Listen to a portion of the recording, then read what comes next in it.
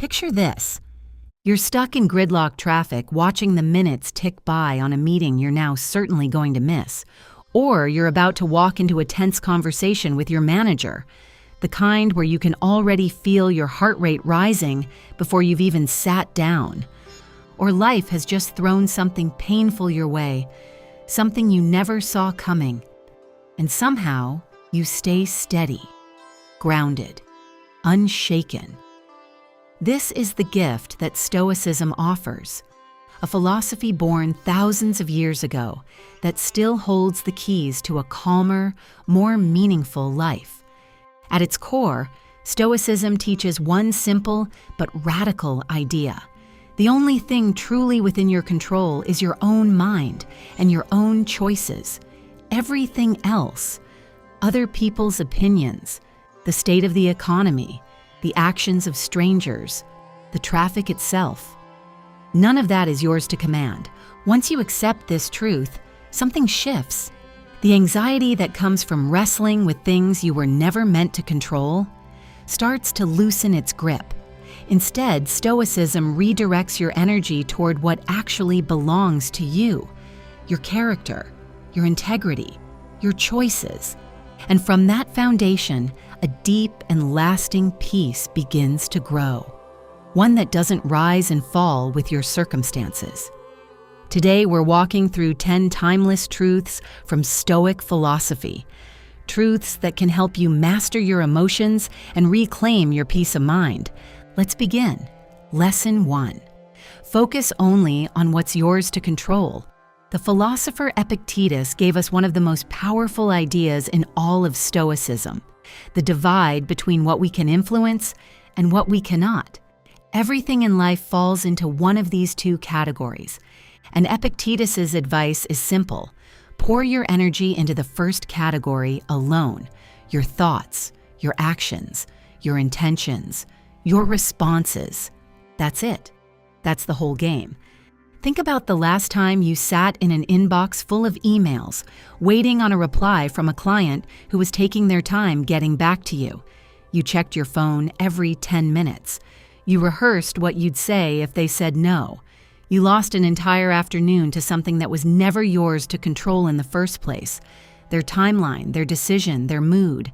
Now imagine instead you had simply sent your best proposal, done your part with full integrity, and then turned your attention back to your own work. That's the discipline Epictetus is describing. When you stop trying to manage the outcomes of the world and start managing yourself, you find a kind of steadiness that nothing external can shake. Meanwhile, everything outside that circle, other people's choices, the unpredictability of life, has to be released.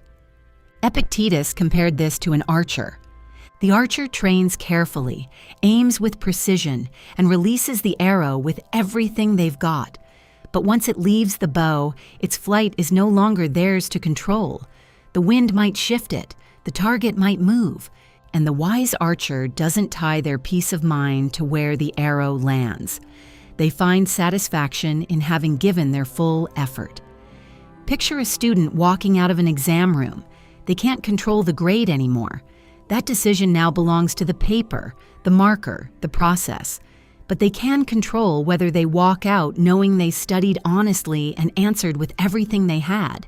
That's where their peace has to live, not in the outcome, in the effort. That's the heart of this lesson. Do your best. Let go of the rest, not out of defeat, but out of wisdom. Lesson 2. The strength found in acceptance. Marcus Aurelius, the philosopher-emperor whose private journal became one of history's most beloved texts, understood something essential about the human experience. Life moves in cycles, highs and lows, victories and setbacks, and so much of what happens to us was never ours to prevent.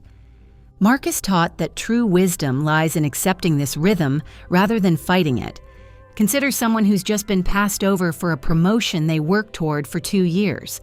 The instinct is to relitigate it constantly. What if I had said this in the interview? What if I had pushed harder? What if? That mental loop doesn't change the decision. It only steals peace from the present. To accept, in the Stoic sense, isn't to give up. It's to stop gripping so tightly to how you think things should go. Marcus compared resisting life's natural flow to a ship battling against a current it cannot overpower, exhausting and ultimately futile. Instead, imagine setting sail without demanding a fixed destination, trusting the voyage itself. Think of a parent watching their child move across the country for a new job.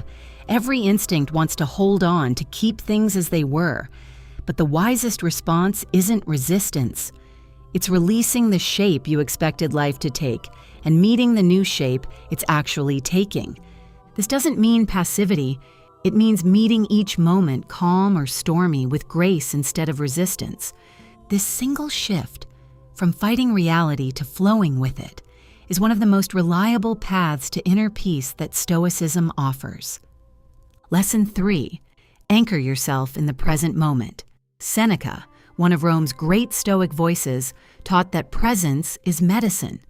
So much of our suffering doesn't come from what's actually happening. It comes from replaying the past or fearing the future. Think about how often you've sat at dinner with people you love, physically present but mentally still stuck in a conversation from work 3 hours earlier, or worrying about a bill due next week. The meal passes, and you can't even remember what was said. Mindfulness, in Seneca's teaching, means stepping fully into the now, noticing it, honoring it, living inside it rather than escaping it. This isn't reserved for peak moments or milestones. It applies just as much to an ordinary Tuesday afternoon as it does to a major life event. Picture someone waiting at a bus stop in the rain, annoyed, scrolling, wishing the moment away. Now picture that same person actually noticing the sound of the rain, the smell of it, the small relief of being under shelter. Nothing about the external situation changed, but their experience of it transformed completely. When you train yourself to notice what's actually in front of you, you loosen the hold that regret and worry have over your mind. The present moment becomes a kind of shelter, a place where clarity and calm can actually take root. Lesson 4. Build resilience through hardship, not in spite of it. Epictetus taught that difficulty isn't the enemy. It's the training ground. Every challenge you face is an opportunity to strengthen your character, the same way pressure strengthens steel. Consider someone who's just lost a job they'd held for a decade. The immediate reaction is despair, but many people, looking back years later, describe that exact moment as the one that forced them to discover skills, confidence, or a new direction they never would have found otherwise. Stoics don't pretend hardship doesn't hurt, but they refuse to see it as pure misfortune. Instead, they treat it as raw material for growth. And here's the key insight. It's rarely the event itself that disturbs you. It's your interpretation of it. Two people can go through the exact same layoff. One spirals into months of self-doubt. The other treats it as an unexpected turning point. Same event, two entirely different inner experiences. Change the lens, and you change the experience. When you stop dreading adversity and start meeting it head-on, you discover reserves of strength you didn't know you had. And each trial you move through leaves you a little more unshakable than before. Lesson 5. You always have a choice in how you respond. This is Epictetus's clearest gift to us. Even when we can't choose what happens, we always choose how we respond. That single truth is the foundation of Stoic calm. Imagine someone cuts you off in traffic inches from causing an accident. Your heart races, anger surges. But in that same second, you have a choice. You can lay on the horn, chase them down the road, and let the fury hijack the next 20 minutes of your day. Or you can take one breath, let it go, and continue on exactly as you intended to. Same trigger. Two entirely different paths. External events aren't in your hands. Your reaction to them absolutely is. And within that space of choice lives the Stoic virtues, wisdom, courage, fairness, and self-control, which act as a compass for how to respond well.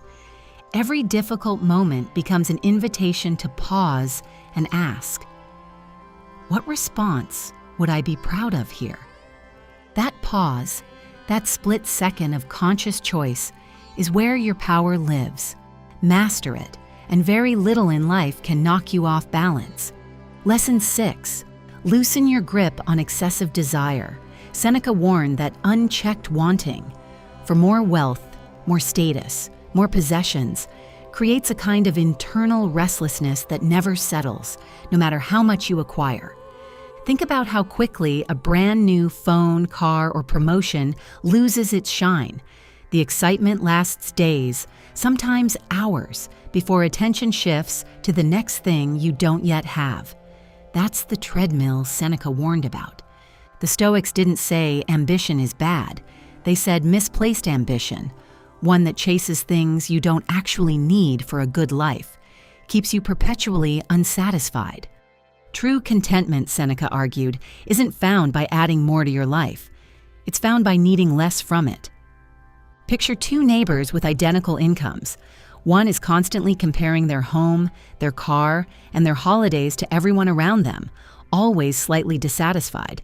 The other is genuinely content with a simpler version of the same life, free from that constant comparison. The difference isn't their bank balance, it's the size of their wanting. When you simplify your desires down to what genuinely matters, you stop being tossed around by circumstance, and you find a steadiness that external gain or loss can't touch. Lesson 7. Let virtue guide every decision. Wisdom, courage, justice, and self-discipline. These 4 virtues sit at the very center of Stoic thought. Wisdom teaches you to see clearly, to separate what truly matters from what merely feels urgent, like recognizing that a heated argument on social media isn't actually worth your evening. Courage isn't the absence of fear. It's choosing to act rightly despite it, like someone speaking up in a meeting to correct a mistake, even knowing it might be uncomfortable. Justice calls you to treat others fairly, to let your choices reflect integrity rather than convenience, even when no one is watching or would ever find out otherwise. And self-discipline, the practice of restraint, is what keeps your desires from running the show, whether that's walking past the second helping you don't need or resisting the impulsive purchase that would strain your budget.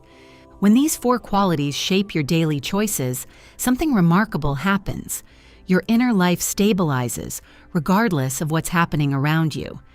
Virtue isn't an abstract ideal in Stoicism. It's the practical daily discipline that everything else is built on. Lesson 8.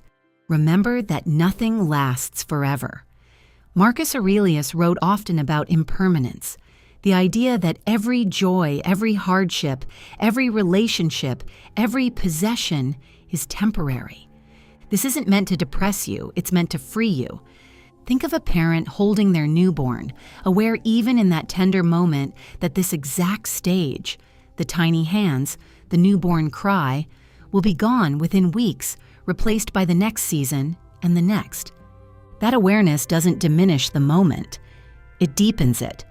When you truly internalize that nothing you're holding on to is permanent, you stop clutching so desperately at things and outcomes. You learn to enjoy what's good while it's here, and to release it without being shattered when it changes or ends. This awareness becomes a quiet source of strength, a reminder that your capacity for calm doesn't depend on circumstances staying the same, because nothing ever does. Lesson 9. Practice gratitude, especially in hard seasons. Seneca believed gratitude wasn't just for the good times. It was most powerful when life got difficult. Consider someone going through a difficult medical diagnosis who still finds a way to be thankful for the friend who shows up with dinner, or the doctor who explains things patiently, or simply for another morning of waking up. Real gratitude isn't about how much you have. It's about your capacity to notice what's good, even in small or ordinary things. When you train your attention toward what you already possess instead of what's missing, you build an inner resilience that doesn't collapse under pressure. Even hardship, Seneca taught, carries hidden lessons worth being thankful for. A grateful heart doesn't deny pain. It simply refuses to let pain be the whole story. And lesson 10, never stop growing. Epictetus believed that the pursuit of wisdom is a lifelong journey, not a destination you eventually arrive at. Think of someone starting a new skill at 50, a language, an instrument, a completely new career, fully aware they'll never be the youngest or fastest in the room, and choosing to begin anyway because growth was never about comparison to others. You are not a finished product. You are always capable of becoming a little wiser, a little steadier, a little more yourself. Every challenge you face is also a chance to learn something new about your own strength. The Stoics didn't chase perfection. They chased progress. And that mindset, the commitment to keep learning no matter your age or circumstances, becomes its own form of resilience. Because the more you grow, the more equipped you become to weather whatever comes next. 10 lessons, one thread running through all of them. Peace doesn't come from controlling the world around you. It comes from mastering the world within you. If any of these lessons landed for you today, take a moment to like this video, share it with someone who needs it, and subscribe for more timeless wisdom to help you navigate life with calm and clarity.